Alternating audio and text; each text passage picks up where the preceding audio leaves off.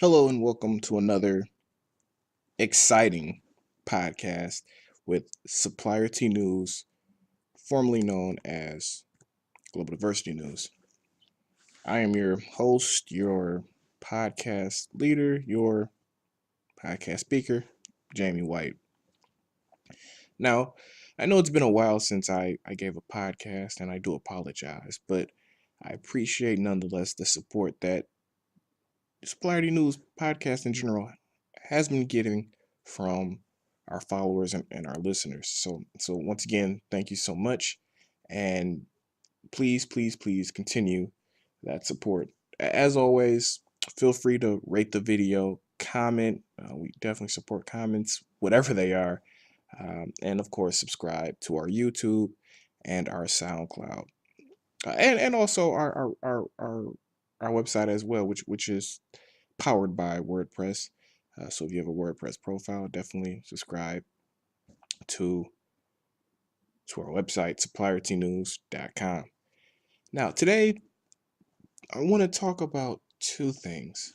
Now, I understand, when this is gonna release, it's still up to debate. Maybe a week from today, which is October 1st, maybe 2 weeks, maybe tomorrow. But regardless, because of that, I'm not going to focus on anything when it comes to the political atmosphere as it stands, because as we know, when it comes to politics in America, specifically on the federal level, things can change rather quickly. So what's important today may not be so important tomorrow. Uh, so instead, I'm going to focus on a couple of articles that were written by Supplier News. The first one being Religion, Politics, and America's Changing Demographics. And the second one will being or is The Next Generation of Small Business Owners and the Fall of Main Street. Now, when we start with Religion, Politics, and America's Changing Demographics, the entire purpose of this article is just to highlight, um, as it says, the last part, the changing political environment that we see America uh, quickly moving towards. Um, Now, I won't get into many specifics. For example, it covers pretty much most religions from Protestant to evangelical to Catholic to Jewish, Muslim, Buddhist, Hindu, etc. I'm not going to get into each one and say, hey, what does this mean for this part of the country? If Mormons, for example, are decreasing, I'm not going to get specific in that. Instead, I'm just going to paint a really broad stroke here, broad picture for you guys. Talk about how I feel about it. Give you some of my thoughts, and then we'll pretty much go from there. And if you hear me clicking, that's pretty much me kind of clicking back and forth to see some of these stats that we're dealing with here. So I do apologize if it does get on your nerves, but bear with me, please. Uh, so to start, again, I'm looking at the article that I wrote, just basing things from there. I want to talk about the millennial generation and kind of where we're moving towards, and then I'll talk about where we're at right now, and then how the two collide. So, and look at the millennials. Now, again, this is straight from Supplier News, which I got a lot of it from the Hill article, which discusses this as well. And the link to the Hill article is also at the bottom of the Supplier News article if you're looking to learn more. But according to the Hill, when we're focusing on the millennial generation, uh, members of this generation, so people between the ages of 18 and 29, are much more likely to identify as unaffiliated with any religious group than any previous generation in the history of America. Um, More than one third of those between the ages, again, of 18 and 29 say they do not belong to a specific religion. Let me repeat that: more than one third. So over 33% of today's millennial Americans do not affiliate with one specific religion. Now, I have to pause here for a moment, and kind of talk about something that's kind of been growing in this particular generation, and that's the idea of spirituality, right? Uh, so there is a belief that you don't have to necessarily uh, believe in one set religion, but you can still be spiritual. You can still believe in a higher being or beings, whatever. You still believe that, there is an afterlife, but you're just not sure exactly what that is. So just the idea of the whole, there is some type of spiritual, there is some type of higher power out there.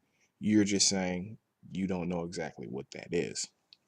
So because of that, you're not exactly sure if you should be going to church every Sunday instead of, oh, I don't know, let's say you start a nonprofit and help people suffering from, any type of ailment or hunger or what have you. Maybe you believe in climate change, whatever. So there's definitely a difference in terms of how people are treating, this whole spirituality piece. Where before it was, if you're spiritual, the only way to be spiritual is to, I don't want to say conform, but to join a religion. Nowadays, it's a little bit more flexible, if you will. So although that 1/3 aren't religious, we can't identify if they're exactly spiritual or believe in a higher being. Nonetheless, when we're talking about this particular article, the main point is to connect the religion to politics. So, in order to do that, let's take a look at what's happening now. And again, this is from the article as well. Uh, just 29% of self identified Democrats say they are white Christians. That's down from half of Democrats about a decade ago.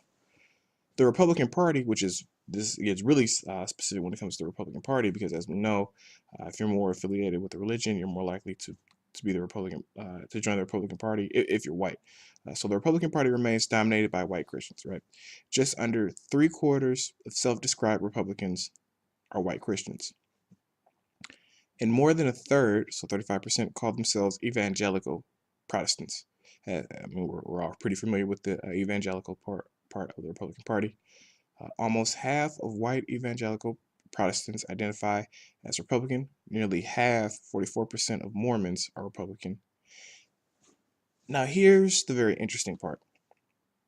Younger Christians tend to align themselves with the Republican Party, while older Christians, while conservative, are nonetheless more likely to favor Democrats. Now, it doesn't get into race on that particular point, but it is amazing when you consider the fact that younger Christians nowadays are tending to lean more Republican versus in the past when Democrats are they tend to lean more towards the Democrat. Now, because of the split when we're talking about the not Republican, when we're talking about the political parties here, uh, the main piece that's really been lost over the past 4 to 8-ish years has been that idea of the blue dog Democrat, right? The conservative Democrat.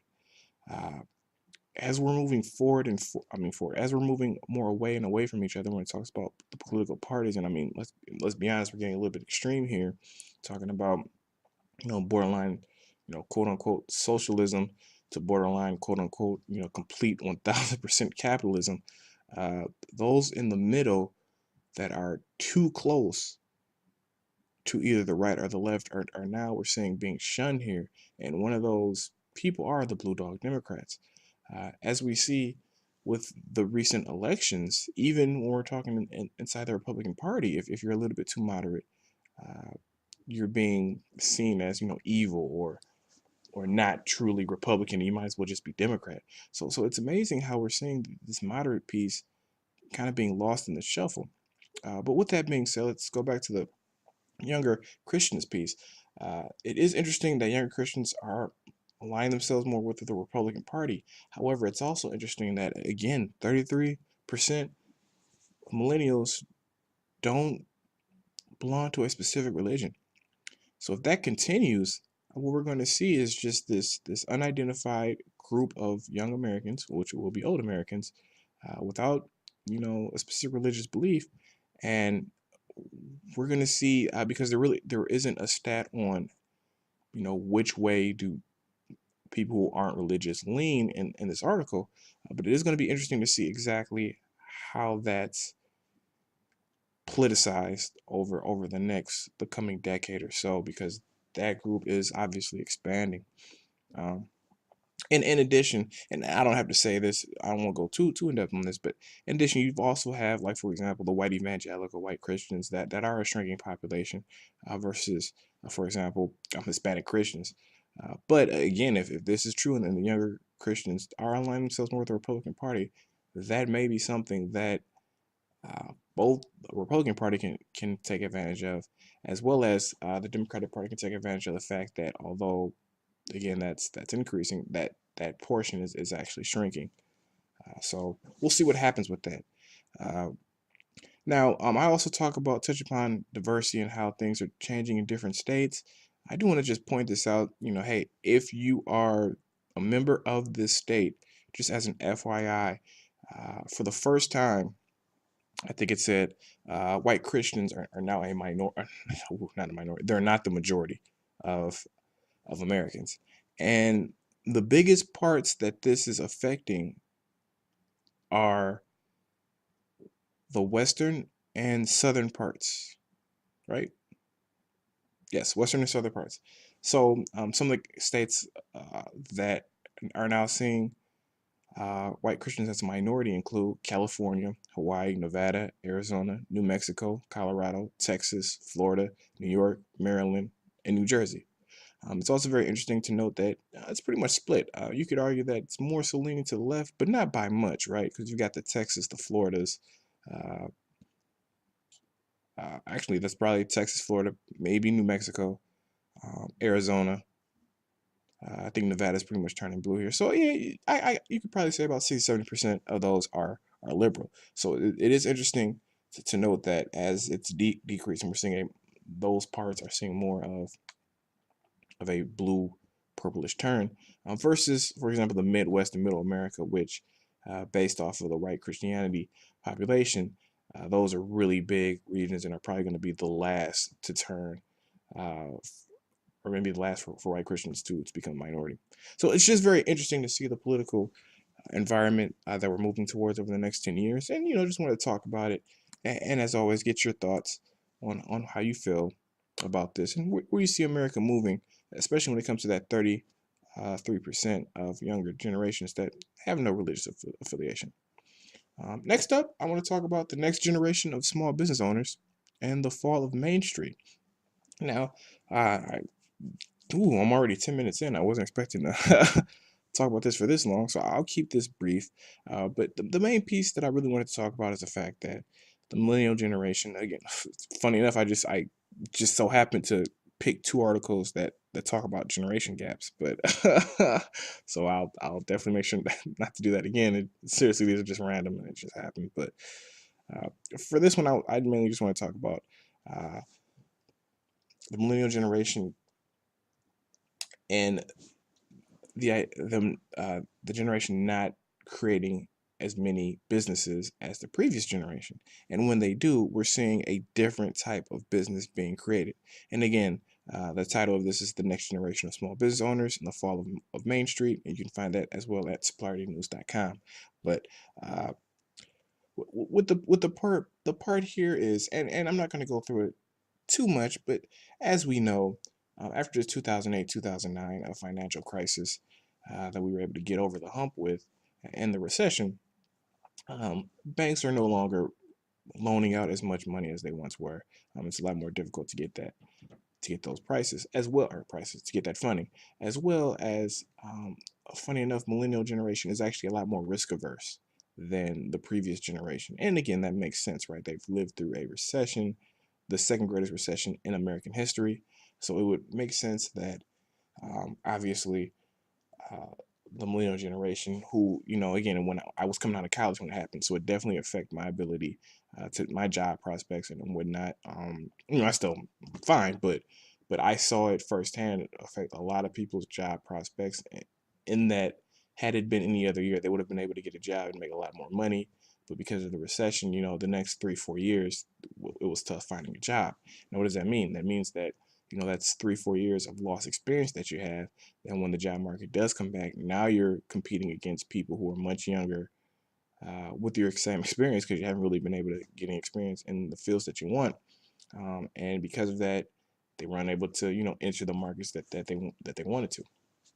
So because of that, just don't have that funding that previous generations had, and that money, saved up that previous generations had. So because of that, a lot more risk averse and a lot more, let me just work, save up for my family, and pretty much move there. But for the fall of Main Street, what this pretty much means is that Main Street is more so the physical locations of businesses, right? There's the downtown that you can visit, and then when you go downtown, there's all these, niche, small businesses that you can visit versus restaurants, maybe. Uh, malls, what have you, gift shops, whatever. A lot of things to do. But instead, what we're seeing is that more people are taking their business online, and not just taking their business, but keeping their business online. For example, and Amazon is a great example of, you can create $1 billion company that sells things and not have a physical location that people visit every day. Now Amazon is looking to change that, but they made $1 billion before they really needed to open up any large, any small scale store downtown. Um, so because of that, we're seeing more people move their business online and using platforms like Facebook, like Twitter, like LinkedIn to promote their business without a physical location. That way, decreasing prices, because it's a lot harder to get funding, and maintain their business uh, at the click of a button at their home. And again, saving thousands and thousands of dollars in rent and whatnot. We're also seeing a lot of resellers as well. In addition to that, we're seeing a lot of small business owners not being as committed to their business, right? Because since you don't have a physical location and you don't have that money invested like you do, uh, there is no, okay, I got to put at least 2 3 years in because I've got the physical location. I got to make this work. There is that sense of, let me try this out, for a couple of weeks, see if it works. If it doesn't, let me move on. So a lot less commitment on a financial level does lead to a lesser commitment, just when it comes to effort as well. So it's a lot of give and take with that. But um, definitely, if you want to learn more about it, my thoughts, check out the article on Supplier to News. So that's pretty much it for me. Didn't want to go too in depth on this. Don't want to have like an hour podcast or anything. But say this, definitely get your thoughts. Please comment, like, subscribe, and if you want to hear more, definitely let me know. So thank you for your time and have a great day.